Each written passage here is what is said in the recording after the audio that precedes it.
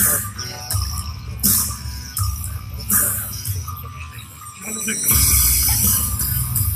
you so much. Hi, thank you. I know it's 4 o'clock and you're probably exhausted, but hopefully this will wake you up. First of all, thank you so much for having me. I am truly honored to be here and so excited to be in Oslo. I have never been to Norway, so this is such a treat. So thank you again. Before I begin, I want to say that I really do love when people have thoughts and feedback on my presentations in real time. So feel free at any time to take out your phone and tweet. My Twitter handle is, there you go. My Twitter handle is aposner, or BeautySkew, which is my blog Twitter handle. And of course, we have the hashtag for the conference. So tweet anything that comes to mind. The good, the bad, the ugly, if you just like my shoes, whatever. So, I totally understand why you'd want to hear about creativity today. I mean, after all, you've been hearing throughout this conference, it's a new world order, right? And in order to grow as a business, you have to innovate. And maybe that means coming up with new product ideas, or new lines of business, or maybe new internal processes. Now, the great news is there's so much amazing technology to tap, or wonderful, brilliant talent to hire, or new markets to penetrate.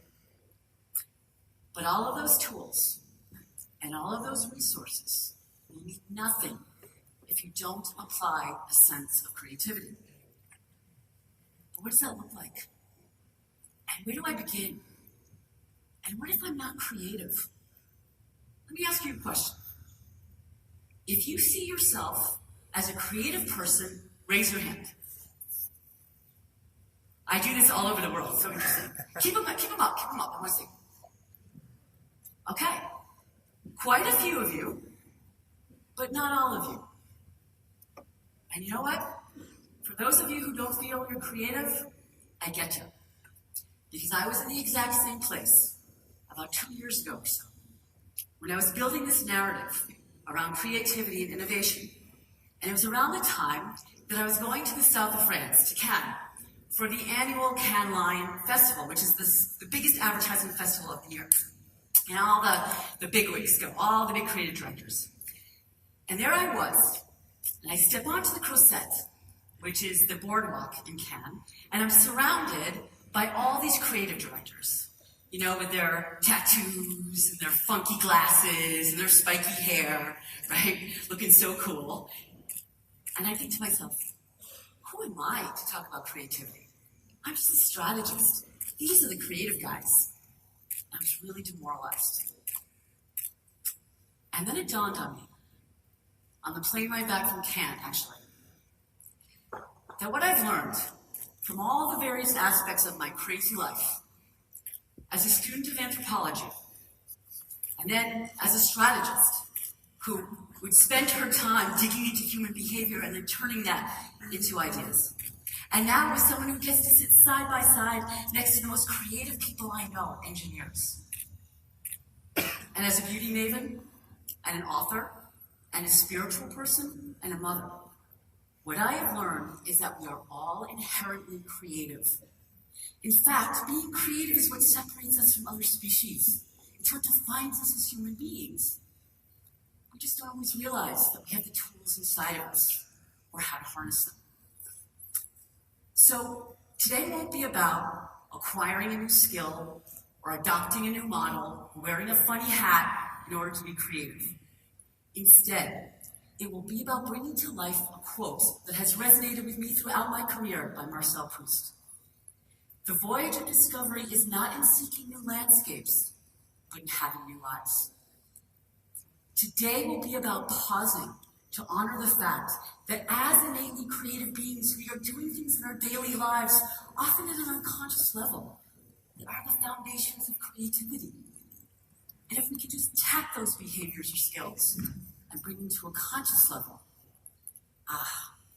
then we can be more intentionally creative in all aspects of our lives, even our business ones.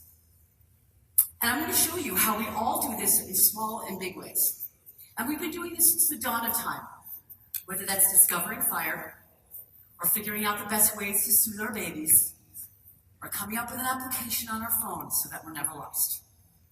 Humankind has been accessing and harnessing this hardwired sense of creativity throughout history.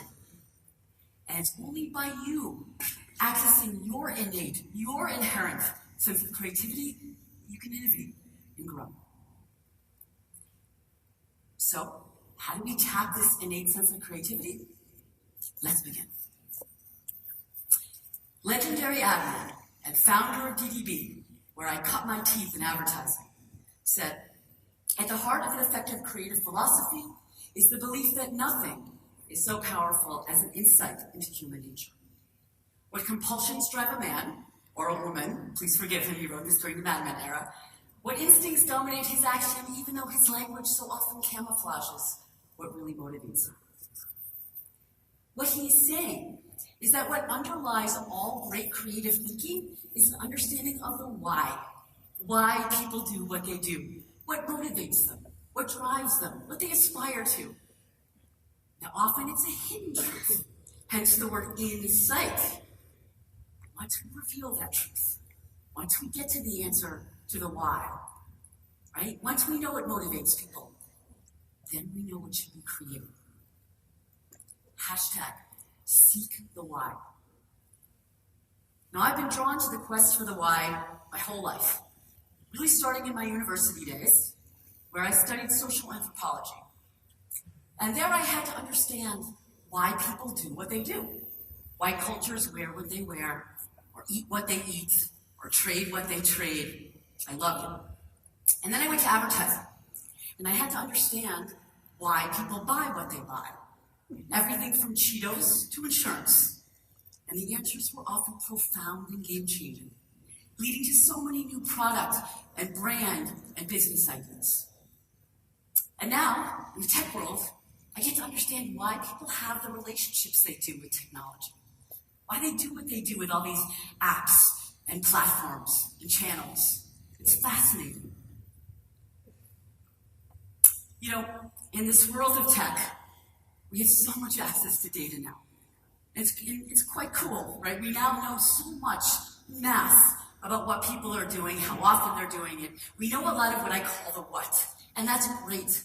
It's not enough. We have to know the why. Even at Google, where I work, no innovation, no invention doesn't start by first asking why.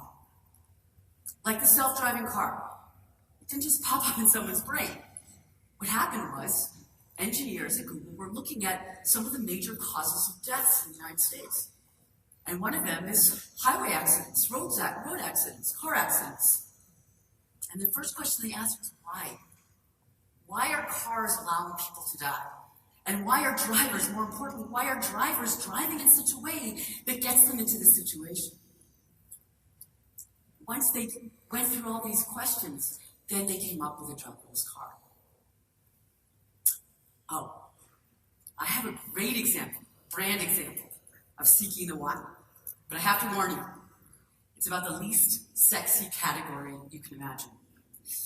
Incontinence. For those of you who don't know that word, in plain English, it's peeing in your pants when you don't want to, right? An accident. Speaking of accidents. But it's big business, right? And it happens to women, mostly. Sometimes after they give birth, but also when they're older. And I had a client at the time who was developing sanitary protection pads for women with this condition. And they needed help. So I was a rookie. I said, bring it on, I'll take the account.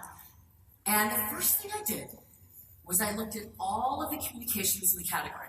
My clients' ads, the competition's ads. I wanted to see what was going on. And what I noticed very early on is that all the ads seemed to fall into two camps. You had one camp that preyed on women's fears of their condition.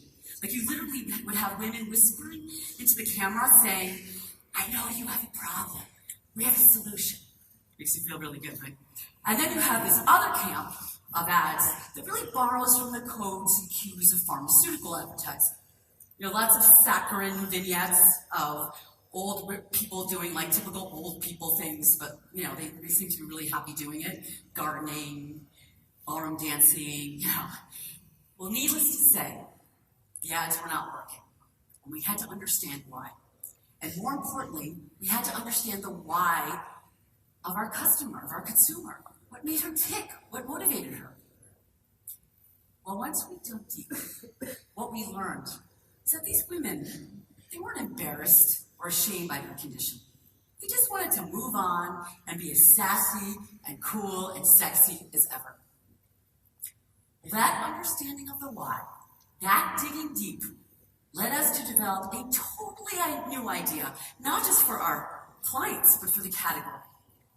An advertising idea that borrowed from the codes and cues of fashion and beauty, not pharma. And the first ad in this campaign was the following. We had a woman kind of look like this image here, Caucasian, probably like 40-ish years old, svelte. And you saw her from the neck down. She's in sexy purple lingerie, and she's dancing on the screen like this. You know, and there's some words on the screen, and then the ad finishes with a tagline, designed to fit your style. And the idea was that this pad was so absorbent, but thin, it could fit into the sexy lingerie that you wear every day, right? Very different from the other ads. Well, I knew we would score big with this ad. Because in focus groups, before we put it into market, I remember this vividly. I'm sitting next to a woman, African American, 65 years old, quite large, and after she sees the ad, she stands up literally, points to the screen, and emphatically says, "Yes, yes, that's me, that's me." Now, obviously, the actress didn't look like her, right? But resembled how she felt inside. We just had to dig deep and ask why. Now, if you think about it, we do this all the time, right? I mean, we don't take things at face value. Of course we ask why. Like if our babies are crying, we don't just stand there and look at them and say, they are crying, therefore they are sad, full stop. No! We try to understand why they're crying. Are they sick? Do they need their diaper changed? Are they hungry? Without this innate sensibility to seek the why, our species would not survive.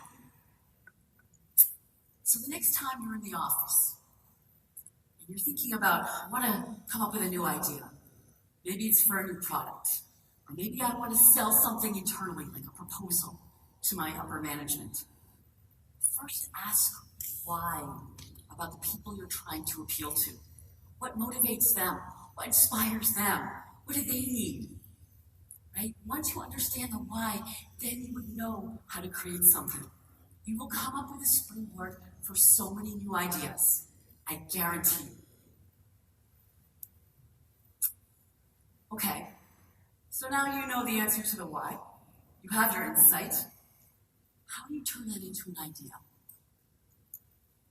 Hashtag, look for the links. Newsflash, ideas don't come from nowhere. They don't fall from the sky. There's no light bulb moment. They come about when we brilliantly see the connection among two or more seemingly disconnected, unrelated notions or concepts or worlds that we brought together reveal something novel. Some of the most basic and critical products and services in our lives are examples of this. What is Uber? It's basically a taxi service meets an online meal reservation system. Boom. What is fantasy football? My middle son can't live without it. It's American football meets online gambling. There you go. Spray sunscreen. Creamy suntan lotion meets pan cooking spray. Boom. Creativity is essentially making connections that others haven't. And we are hardwired to want to do this. This means we have to be open to lots of stimuli that we so often filter out. And be willing to make connections that may seem bizarre at first. But it's these connections that will bring forth something new and powerful. Here's an example of something bizarre but powerful from my world, the digital space. One more dawn. One more day. One day.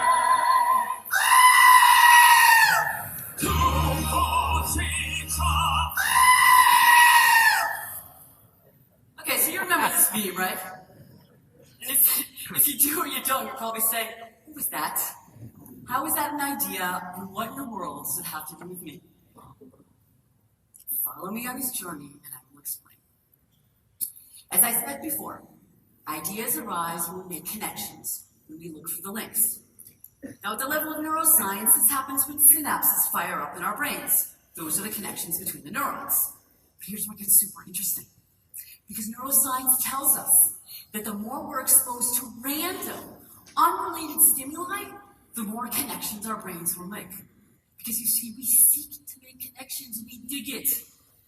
Leonardo da Vinci discovered this centuries ago. He said the human brain cannot fathom a series of totally unrelated objects and items and images without our brains trying to connect them. He called it the law of continuity. We cannot not make connections, but they are hard to do when we have our adult filters on. Now, you always hear how kids can come up with ideas so quickly. That's because they don't have these filters. And especially young kids, right? They don't know if their ideas are smart or stupid, right? They just let them flow. They let them flow and they build upon them. And what's more is they haven't learned to filter out all the stimuli that we have. So they're exposed to so much more, make so many more connections, and come up with so many more ideas. Here's an example from my life. I live in Manhattan. I have 3 teenagers. But when they were younger, I had to take them everywhere with me, right? And the best way to get around, if you've been to Manhattan, is by using your legs, right? Walking everywhere. So we would walk to the supermarket, and to the movie theater, and to the bookstore. And, when we were walking, I had pretty much learned to filter out all the sights and sounds of New York. They weren't important to me. So all I really focused on was not stepping on dog poop, right? And making sure the light had changed. Now, I was probably thinking about some emails. But you see, my kids had learned to filter out all those sights and sounds of New York. They didn't know they weren't important. So not only were they focused on not stepping on the dog poop or I'll kill them, right? But they also noticed the illegal posters on the wall and the screaming fire engine coming by or the bee buzzing, right? So because they were exposed to so much more, they made so many more connections and their conversations would go in these amazing places. Another reason why kids come up with so many ideas so quickly is they're not bound by the rules of order and logic like we are. So anything goes together. Anything. As long as there's a connection. Nothing clever or funny or insightful is put together at random. There's got to be a connection. Here's a hypothetical example. Let's say I own a candy company, which could be kind of cool, because I like it. The chewier the better. But anyway, so I own this candy company, and I want to come up with some new candy ideas. And I know I have to go outside of my world, right? I have to look for the links. If you stay within your world, you're going to maybe, iterate. You're not going to innovate. So, in the spirit of looking for the links, I bring my whole portfolio of candies to the brainstorming session, and then I connect it to totally different worlds. Maybe it's sports, or famous movies, or popular movies, household items. You know what? We're going to stick with household items. How about pillows? Seems kind of weird, right? Pillows. So I say, okay, let me see if I can find a link. I can make a connection between, let's start with gum. Gum and pillows. I don't know. That's really hard. I mean, I'd probably have to work at it and I'd find something, but that's just kind of random. Okay, keep the pillow, put away the gum. Chocolate. Chocolate and pillows. Actually, if you think about it, pillows are kind of soft and comforting, and chocolate kind of is like comforting, gives you a little serotonin hit. Yeah, I see connection. Wait a minute, I have an idea. Create a chocolate for bedtime. Put a little melatonin in it.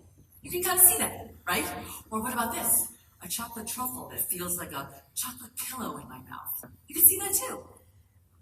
Or the marshmallow. I mean, that pillow kind of looks like a marshmallow, right? Like kind of soft and squishy. How about a marshmallow chocolate treat? You get the idea. Looking for the links as a tool for creativity explains why my world, the digital space, is such a playground for new ideas. And not just because there's so much cool tech out there like 3D printing, but because of all the stimuli we're exposed to. You see, as soon as you jump in to Google or Pinterest or Instagram, you're exposed to a whole array of images and clips and videos and magazine articles. And they may be from a world away or your own backyard, or from yesterday or today. And there's very little filtering by some outside source. There's no one saying, oh, your picture sucks, take it off. Or that article was too long. Or that video makes no sense. No! It's all there for us to play with. So you see something over there, and you read something over here, and you start making connections, and your synapses start firing, and boom, you come up with these amazing ideas. And it's here with this. Makes perfect sense. Why? Probably happened like this. You know, Les Miserables came out a number of years ago. Very, very popular movie. You had these famous actors singing these really serious songs. And so, you know, clips made its way to the internet. And someone was watching these two scenes, hearing these songs, and realizes that the high note of these two songs is a B flat. And triggers something inside of him. Because there's no way he wasn't exposed to that crazy screaming goat. And guess what? The end note of the screaming goat is a B flat. There you go, there's a connection. And by the way, he wasn't like taking the piss out of people who take themselves too seriously. Right? So he downloads the videos, and he splices them, and he edits them, and he uploads them, and he shares them with the world. And guess what? People love them. And how do we know that? Because not only did they watch them, but they shared them. And more than that, they iterated upon them, right? Making that many more examples of the screaming goat with singers who take themselves too seriously and have B-flats in their songs. Like Taylor Swift, Whitney Houston, and the list goes on and on and on. So my daughter was in Taylor Swift's sweet spot, where she came out with that song, Trouble, you know? I knew you were trouble when you walked in. Okay, but when she sang the song, like in the shower or whatever, she would sing the goat version. I knew you were trouble when you walked in. Ah! Right? Because that was the version she liked. Because she got the connection. It tickled her brain. So I'm not going to sing for you the Whitney Houston one. I'll let you see it for yourself. And I wish you joy and happiness. But above all this, I wish you love.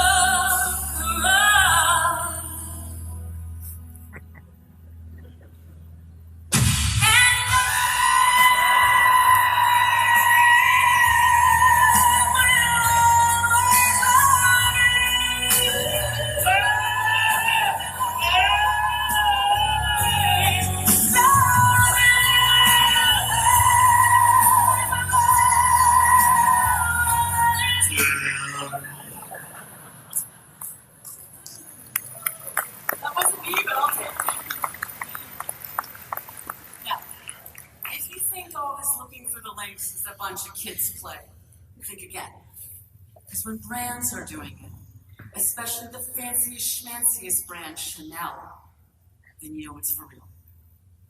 For the first time ever, Chanel did something crazy. They launched a runway show in a supermarket and filmed it and put it on YouTube. What's that all about? So, around this time, they had come out with a new line of clothing, which was different from them. Athleisure wear, you know, still a high price point, don't worry. But, you know, it's like, you know, everyday wear, sort of, streetwear. So they're thinking, how do I promote this idea? I mean, I gotta get out of my usual haute couture space, they're thinking, right, to be truly innovative. So they stepped out of their world and they started thinking about what are these other worlds that are kind of real, but like fancy people can still relate to. Food shopping. There you go. So they decided to do this in a supermarket. But then that led to so many more ideas. So they started matching the colors of the, you know, the clothing from on the quote runway, which is really the aisle, to the food in the aisle, and even repackaged the food with names that paid homage to the brand's heritage, like Cocoa Flakes, right? And took elements of the supermarket and turned them into accessories. Now, if you think about yourself, what you do every day. You probably mix and match and look for the links all the time. Or maybe you do it with food. You take food items, ingredients, whatever spices from different types of cuisines, and you combine them to come up with totally new food ideas, fusion flavors. Or maybe you do this with clothes. You have a shirt from an outfit from a number of years ago, but there's something about it, the fabric, the pattern, the color, that seems to work with another item in your wardrobe. Maybe it's like a blazer or a skirt. And so you put them together and you come up with a new outfit. Or maybe you do this with words, putting together words that would not normally go together, but they actually make effective phrases. My buddy Tom, his mom used to do this with especially dangerous items in the house. She had this phrase, like, for scissors and knives and hot irons. She called them baby killers. 2 words you never want to put together, but believe me, it worked. It scared the bejesus out of them.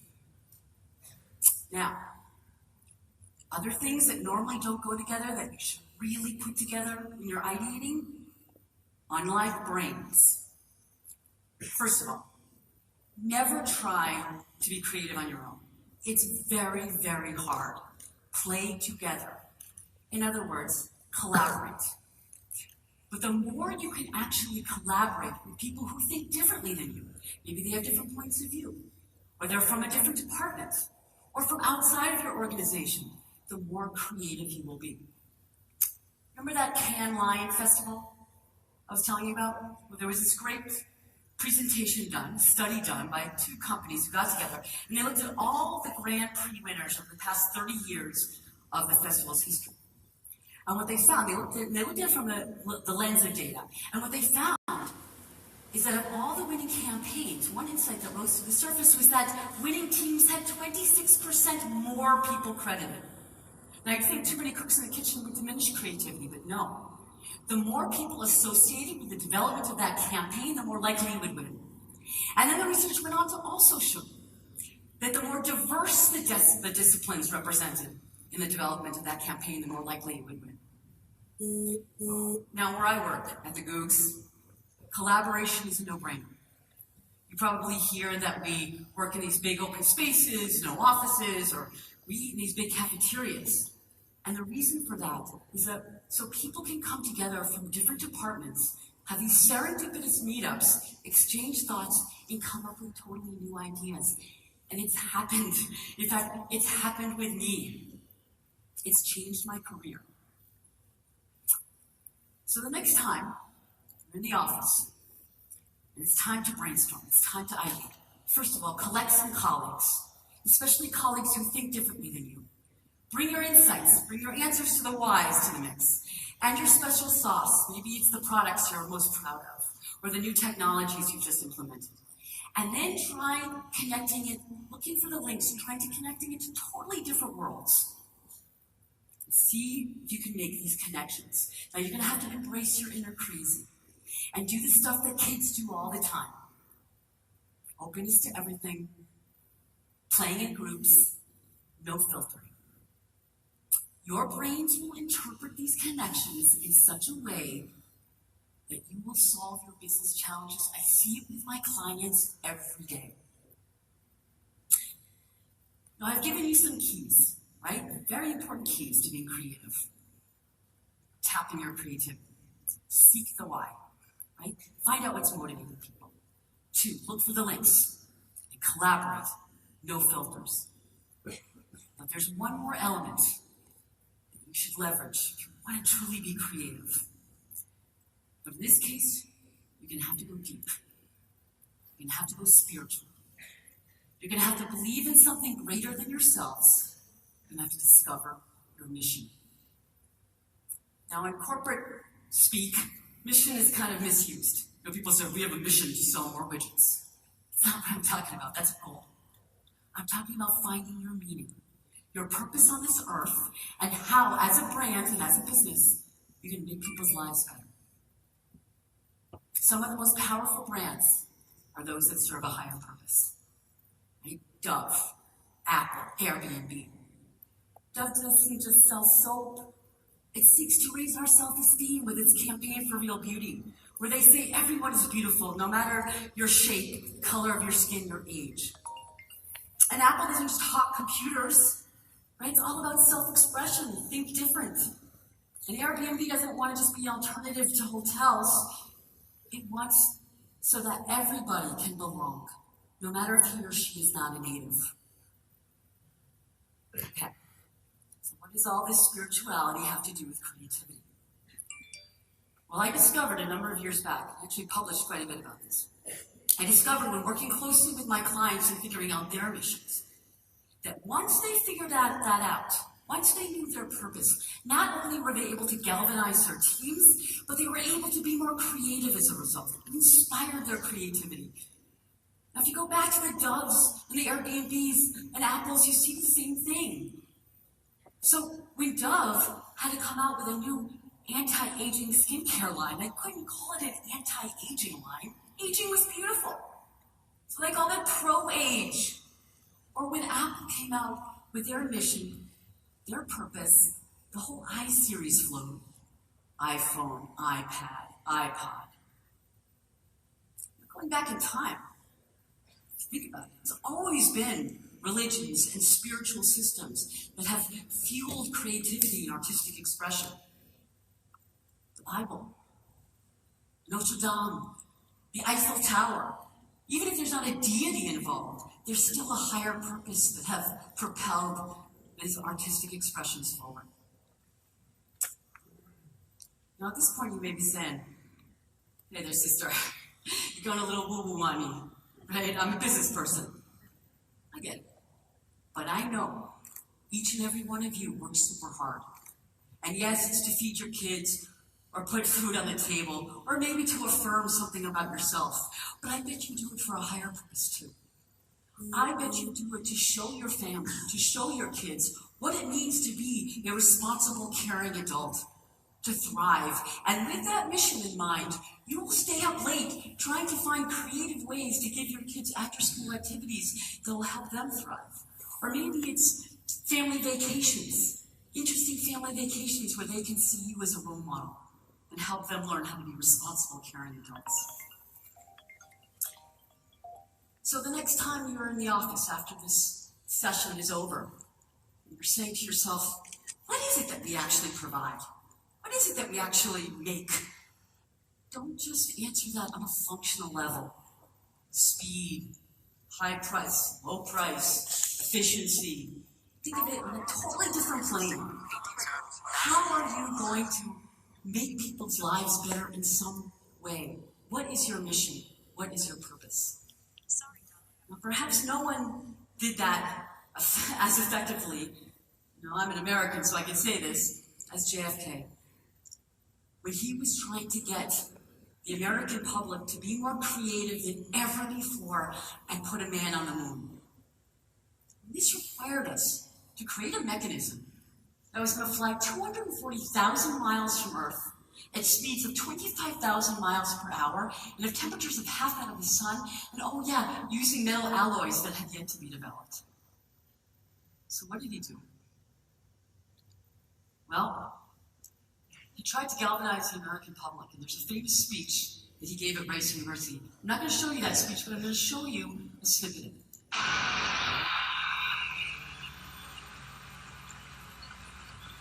Many years ago, the great British explorer George Mallory, who was to die on Mount Everest, was asked why did he want to climb it. He said because it is there. Well, space is there, and we're going to climb it. And the moon and the planets are there. And new hopes for knowledge and peace are there. And therefore, as we set sail, we ask God's blessing on the most hazardous and dangerous and greatest adventure on which man has ever embarked. Thank you.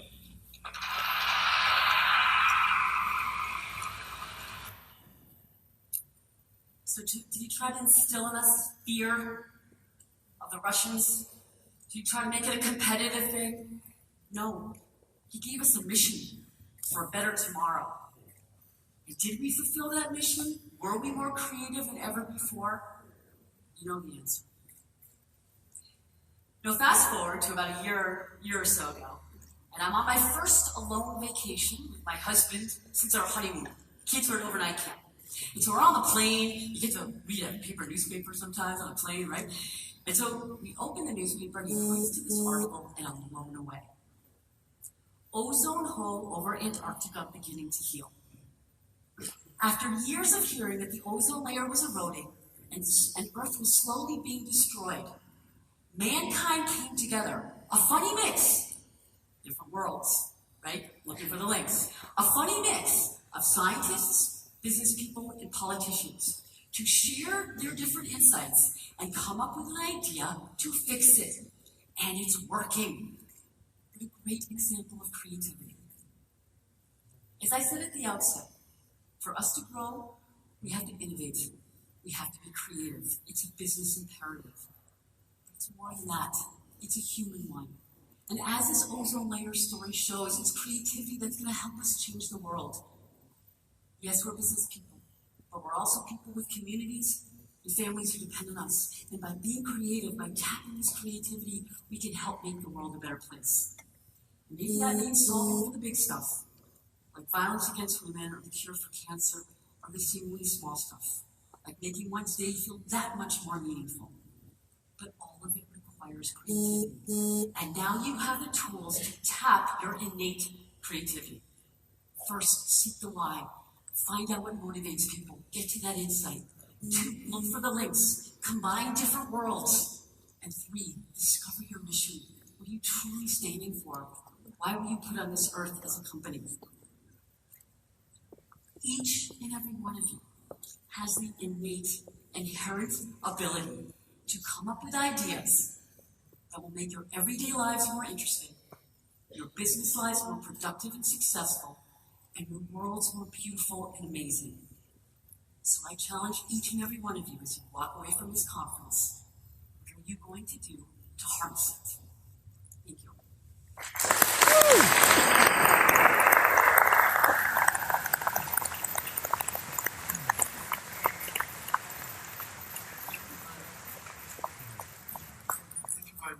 Thank you. Thank you. No. Is that my little earpiece? Part of something. Part of something. Thank you. Thank you very much indeed. Ladies and gentlemen, and so we come to that moment where we pull everything together. And it's a chance for us to